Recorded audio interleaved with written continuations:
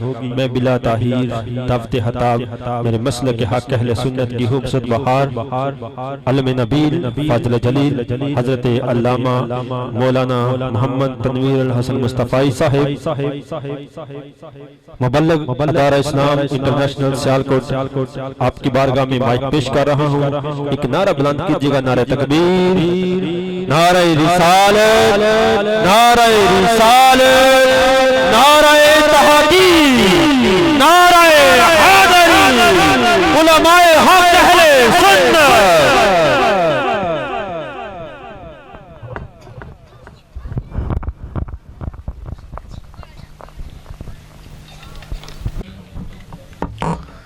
والصلاة والسلام على اشرف الانبیاء والمرسلین وعلى آلہ واصحابہ اجمعین۔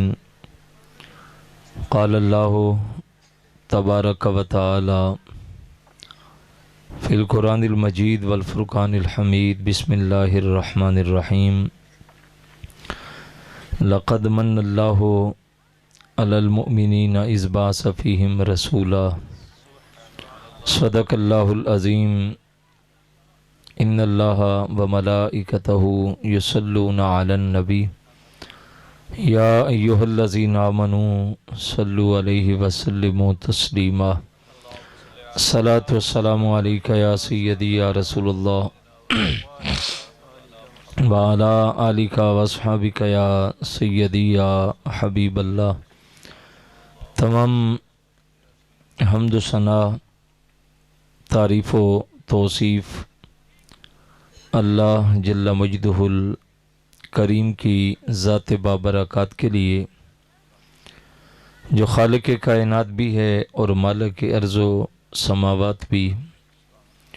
اس کی تعریف اور توصیف کے بعد حضور نبی اکرم، نور مجسم، نبی مکرم، رسول محتشم، حضور ختمی المرتبت احمد مجتبیٰ حضرت محمد مصطفیٰ علیہ تحیت و ثنا کے دربار در بار گوہر بار میں بصد عجز و نیاز تحفہ درود و سلام پیش کرنے کے بعد، معزز محترم حاضرین و سامعین، بالخصوص اسٹیج پر تشریف فرما صدر عالی وقار قبلہ پیر صاحب زیدہ مجدہ، دیگر علماء اکرام، منتظمین محفل، السلام علیکم ورحمۃ اللہ وبرکاتہ۔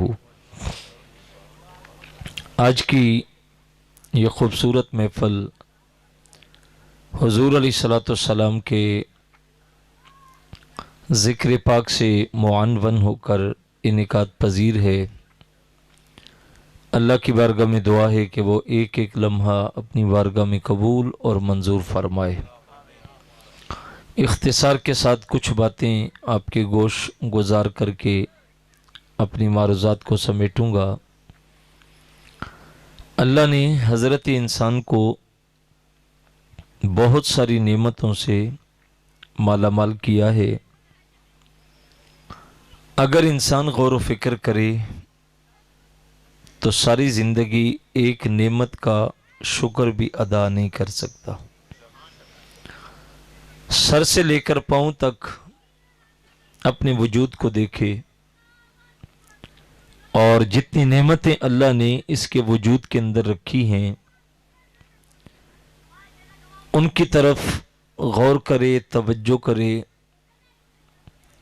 تو ایک نعمت کا شکر بھی ساری زندگی ادا نہیں ہو سکتا۔ لیکن یہ حقیقت ہے کہ قدر نعمت زوال نعمت کے بعد ہوتا ہے۔ جب نعمت زائل ہو جائے، ختم ہو جائے، تو پھر انسان کو احساس ہوتا ہے کہ کتنی بڑی نعمت تھی جو مجھ سے چھن گئی۔ لیکن جب پاس ہو تو ہمیں احساس نہیں ہوتا۔ آنکھ کتنی بڑی نعمت ہے اللہ کی، یہ اس سے جا کے پوچھیں جو دیکھنے کی قوت نہیں رکھتا۔ اور ایک گلی بھی عبور کرنی ہو تو سہارے کی تلاش میں ہوتا ہے کہ کوئی بچہ ہی انگلی پکڑ کے مجھے پار کرا دے. اسے پوچھیں کہ آنکھ کیا ہے. دنیا کا عظیم شخص اور دولت کے اعتبار سے دوسرا یا تیسرا نمبر ہے اناسس کا. آنکھوں کے پٹھے کام کرنا چھوڑ گئے، جس سے آنکھ کھلتی اور بند ہوتی ہے. ڈاکٹروں کی ٹیم میں ساتھ ہیں، صبح اٹھتا ہے، آنکھ کھولتا ہے تو ڈاکٹر آنکھ سے پٹی لگا کے ماتھے پہ لگا دیتے ہیں اور آنکھ کھلی رہتی ہے. جب سونے لگتا ہے تو پٹی اتارتے ہیں تو آنکھ بند ہو جاتی ہے. کسی نے پوچھا کہ اناسس، اللہ نے اتنی دولت دی کہ دوسرا نمبر ہے تیرا دولت میں، تو بتا کوئی خواہش ایسی ہے جو ابھی تک پوری نہ ہوئی ہو. تو اس نے کہا میری خواہش یہ ہے کہ میری ساری دولت لے لی جائے لیکن مجھے آنکھ کھولنے کی طاقت دوبارہ واپس کر دی جائے. یہ کتنی بڑی نعمت ہے جو اللہ نے مجھے اور آپ کو دی ہے. ہم نے شاید کبھی اس نظر سے دیکھا ہی نہیں. جس کے کان نہیں، سننے کی طاقت نہیں، اس سے پوچھیں کہ کان کیا ہوتے، جو بھری بزم کے اندر بھی اکیلا ہوتا ہے اور لوگوں کے حرکت کرتے ہونٹ تو دیکھتا ہے لیکن سمجھ نہیں پاتا کہ کوئی کیا کہہ رہا ہے. اونٹ کی زبان، گائے کی زبان، ہاتھی کی زبان، گھوڑے کی زبان، یہ وہ ہیں جن کا حجم انسان کی زبان سے بڑا ہے. ہماری زبان چھوٹی ہے، ان کی زبان کا حجم بڑا ہے لیکن وہ بول نہیں سکتے. انسان کو اللہ نے یہ طاقت دی کہ وہ اپنی زبان کے ذریعے ما فی الضمیر کو بیان کرتا ہے، اندر کی بات کو باہر رکھتا ہے. اور یہ جانوروں کے اندر یہ طاقت نہیں رکھی گئی. لیکن جو زبان کے حقوق ہیں کیا ہم نے ادا کیے؟ ہم اس کو کہاں استعمال کرتے ہیں؟ آنکھ کا استعمال کیسے ہو رہا ہے؟ کانوں کا استعمال کیسے ہو رہا ہے؟ دل و دماغ کا استعمال کیسے ہو رہا ہے؟ ایک امیر شخص ہے اور دل کا مسئلہ بنا تو ہاسپٹل گیا تو اچھا کمرہ، اچھی سہولتیں. جب وہ ٹھیک ہو گیا اور واپس آنے لگا تو ہسپتال والوں نے بل بنا کے دیا تو بل دیکھا تو رو پڑا. انہوں نے کہا صاحب اگر زیادہ ہے تو ہمارے پاس غربا فنڈ ہوتا ہے، ہم وہاں سے شامل کر لیتے ہیں، آپ رو کیوں رہے ہیں؟ اس نے کہا یہ بات نہیں کہ میرے پاس ہے نہیں یا زیادہ ہے، اس سے ڈبل بھی ہوتا تو میں ادا کر دیتا. تو کہا پھر روئی کیوں ہو؟ کہا رویا اس بات پہ ہوں کہ جو اللہ نے دل دیا تھا اس میں تھوڑی سی رکاوٹ آئی اور وہ آپ نے دور کی. اور لاکھوں مجھ سے لے رہے ہو، باہر جا کے تمہاری تعریفیں بھی کروں گا، فلاں اسپتال بڑا اچھا، فلاں ڈاکٹر بڑا اچھا. رونا اس پہ آیا جس رب نے دل دیا تھا اس نے مجھ سے لیا بھی کچھ نہیں اور میں نے کبھی اس کا نام بھی نہیں لیا. جس ڈاکٹر سے علاج کروا کے آتے ہیں کوئی نام لے تو کہتے ہیں چھوڑو یہ بھی کوئی ڈاکٹر ہے، فلاں کے پاس چلے جاؤ. بھائی وہ فری میں علاج کرتا ہے، وہ ڈبل قیمت لے رہا ہوتا ہے، ڈبل فیسیں لے رہا ہوتا ہے، لیکن ہم ساری زندگی اس کی تعریف کرتے ہیں. پر جس رب نے سر سے پاؤں تک وجود دیا ہے اور ہم سے لیا بھی کچھ نہیں، ہم نے ساری زندگی اس رب کا شکر ادا نہیں کیا، اس کی طرف نہیں بڑھے. یہ تو تھی وجود کے اندر کی نعمتیں. کچھ خارجی باہر کی نعمتیں جو اللہ نے کائنات کے اندر رکھی ہیں اور کائنات کو پیدا کر کے فرمایا هو الذی خلق لکم ما فی الارض جمیعا. فرمایا کائنات میں جو کچھ بھی ہے سب کچھ تمہارے لیے بنایا. آسمان سے لے کر زمین تک جو نعمتیں، جو چمک، جو دمک، یہ سب کچھ تمہارے لیے بنائی. لیکن اللہ نے اتنی نعمتیں دینے کے باوجود کسی نعمت پہ احسان نہیں جتایا کہ تمہیں آنکھ دی تو میرا احسان، کان دیے تو میرا احسان، ہاتھ دیے، دل و دماغ دیا، سورج چاند ستارے اور یہ زمین پہ پھیلی ہوئی نعمتیں دی تو میرا احسان. کسی نعمت پہ احسان نہیں جتایا. لیکن جب محبوب کو بھیجا تو فرمایا لقد من اللہ علی المؤمنین اذ بعث فیہم رسولا. فرمایا اللہ نے مومنوں پہ احسان کیا کہ انہیں اپنا رسول عطا کیا. اے اللہ ساری نعمتیں دی ہیں پر احسان کسی نعمت پہ نہیں جتایا، اور جب محبوب کو بھیجا تو احسان جتلایا۔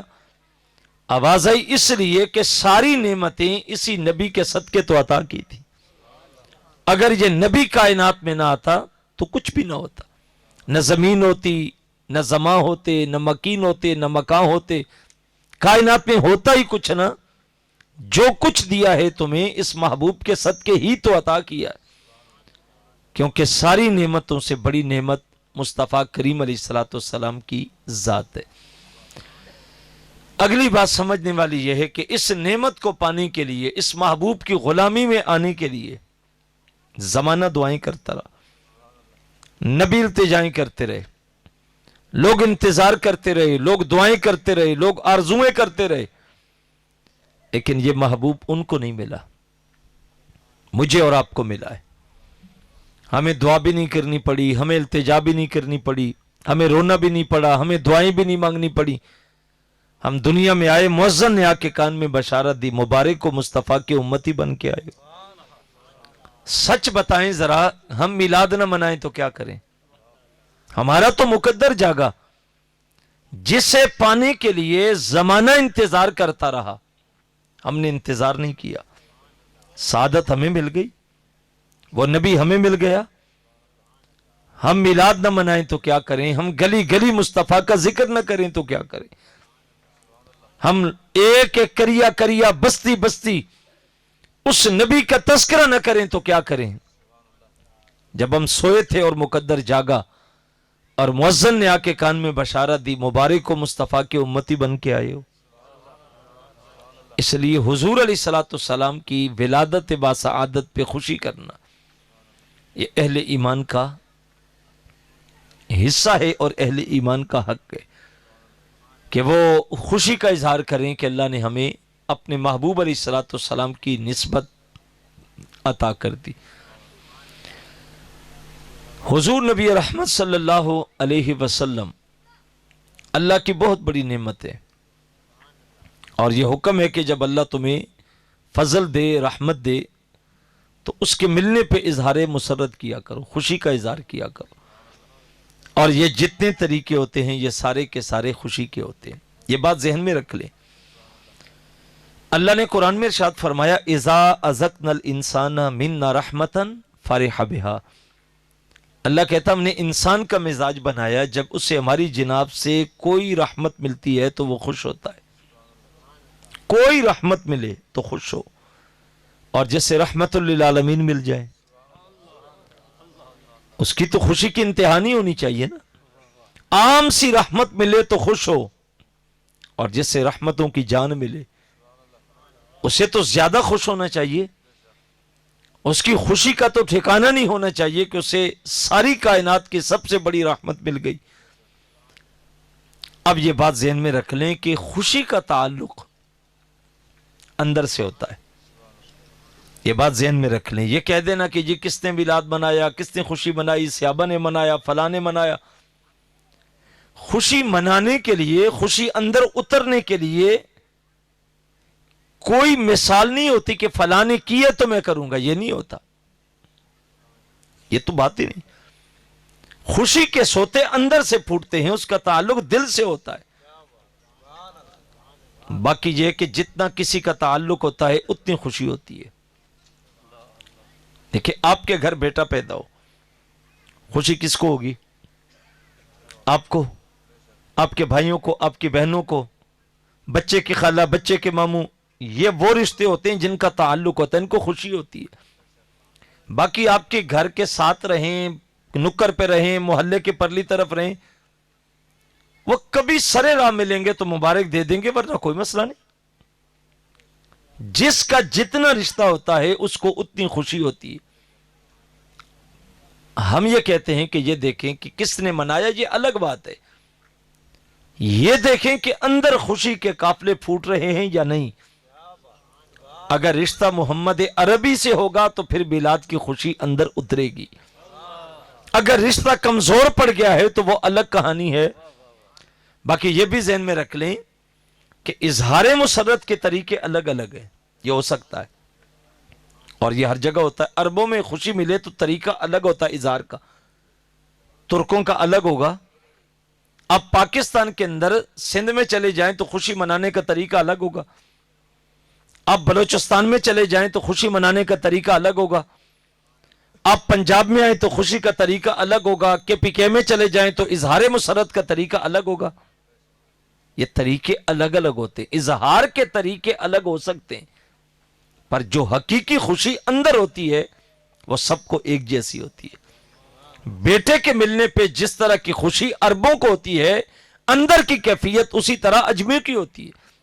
جیسے خوشی پنجاب والوں کو ملتی ہے ویسے خوشی بلوچستان والوں کو ملتی ہے, لیکن اظہار کرنے کا طریقہ الگ الگ ہوگا. ہم کہتے ہیں کوئی چاہتا ہے کہ میں میلاد النبی کے موسم میں 12 ربیع الاول کے دن روزہ رکھنا چاہتا ہوں, ہم کہتے ہیں تو روزہ رکھ کے مصطفیٰ کا میلاد منا لے. کوئی کہتا ہے کہ میں کھانا بانٹ کے خوش ہوتا ہوں, ہم کہتے ہیں تو کھانا بانٹ کے میلاد منا لے. کوئی کہتا ہے میں گھر سجا کے خوش ہوتا ہوں, ہم کہتے ہیں تو گھر سجا کے میلاد منا لے. اظہار کا طریقہ الگ ہو سکتا ہے, لیکن حقیقی اندر کی خوشی ایک جیسی ہوتی ہے. اور اگر وہ نصیب کسی کو نہیں ہو رہی تو اسے ضرور اپنے من کو دیکھنا چاہیے کہ کہیں گنبد خضرا کے مکین سے رشتہ کمزور تو نہیں پڑ گیا. جتنا رشتہ مضبوط ہوگا اتنی خوشی زیادہ ہوگی, اتنے قافلے زیادہ اتریں گے. پھر ہم خوشی کیوں نہ منائیں؟ اللہ نے وہ نبی ہمیں عطا کیا جس کی مثل کائنات میں کوئی بنا ہی نہیں. ایک تو سردی بھی ہے اور دوسرا آپ کو کھلی جگہ بٹھایا گیا ہے. ظاہر ہے تو آپ بکل مار کے تو سردی سے ہیں, لیکن اگر تھوڑا سا ذوق دیں گے تو چند لمحے انشاءاللہ آپ کو بھی لطف آئے گا. اور میں بھی سفر کر کے آیا ہوں تو مجھے بھی پتہ چلے گا کہ آپ سمجھ رہے ہیں اور کوئی آپ جو ہے وہ سننا چاہ رہے ہیں. میں کہتا ہوں کہ جتنے نبی دنیا میں آئے آپ کو نبیوں کی صفوں میں بھی میرے مصطفیٰ کے پائے کا کوئی نہیں ملے گا. اللہ نے وہ نبی عطا کیا, وہ رسول عطا کیا, وہ عظمتوں والا نبی. حضرت حسان بن ثابت کہتے ہیں وَأَحْسَنُ مِنْكَ لَمْ تَرَقَتُ عَيْنِي وَأَجْمَلُ مِنْكَ لَمْ تَلِدِ النِّسَاءُ خُلِقْتَ مُبَرَّأً مِنْ كُلِّ عَيْبٍ.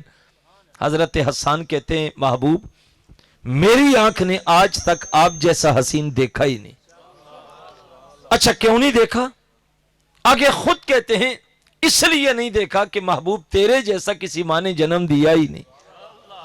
آنکھ تو تب دیکھتی نا جب کوئی دنیا میں آتا, تو جب آیا ہی نہیں تو آنکھ دیکھے گی کہاں سے؟ اور حضور کو وہ حسن وہ کمال دیا. اگر آپ کا ذوق ہو تو اعظم چشتی مرحوم نے بڑا خوبصورت کلام لکھا. میں کہتا ہوں نعت کو نعت کے انداز میں پڑھنا اس بندے کا اعزاز تھا. نعت کو نعت کے تقدس کے ساتھ پڑھنا اور نعت کے روپ میں پڑھنا اللہ نے اس بندے کو وصف دیا تھا. ساری زندگی کلام لکھا, نعتیں لکھی, پڑھی, لیکن پھر آخر میں آ کے حد کر کے کیا کہتے ہیں؟ خود لکھ کے کہتے ہیں کہ سمجھا نہیں ہنوز میرا عشق بے ثبات, تو کائنات حسن ہے یا حسن کائنات. کہتا محبوب میں آج تک یہ سمجھ نہیں سکا کہ تو ہے کیا, کائنات حسن ہے یا حسن کائنات ہے. محبوب تیرے حسن کو میں آج تک اس نگاہ سے سمجھ نہیں پایا کہ تو ہے کیا. اللہ نے وہ نبی مجھے اور آپ کو عطا کیا ہے. بتائیں ہم خوشی نہ کریں تو کیا کریں؟ اور وہ